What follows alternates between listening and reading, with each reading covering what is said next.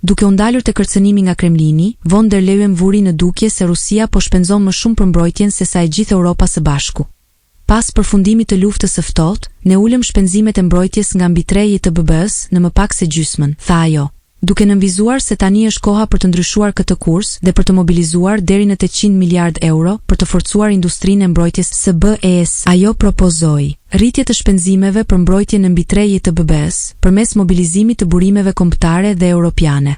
Një instrument të ri financiar europian, SAFE, veprim për sigurinë e Europës, që do të ofrojë shteteve anëtare deri në 150 miliard euro kredi për investime strategjike në mbrojtje ajrore, dronë dhe sisteme kibernetike. Transformimin e bugjeteve kombëtare të mbrojtjes, duke shtuar një pesë të BB-s së secilit vend anëtar, që mund të çojë në një fond total për 650 miliard euro në 4 vitet e ardhshme. Von der Leyen theksoi se ky plan është një hap historik drejt autonomisë strategjike të Europës në mbrojtje. Ne duam të tërheqim çdo levë financiare për të përshpejtuar prodhimin ton të mbrojtjes, tha ajo, duke nënvizuar se ky ndryshim është i domosdoshëm për të garantuar sigurinë e kontinentit. Plani Rearmeu sinjalizon një epokë të re për Bashkimin Evropian, ku mbrojtja e përbashkët bëhet një prioritet i padiskutueshëm në skenën ndërkombëtare.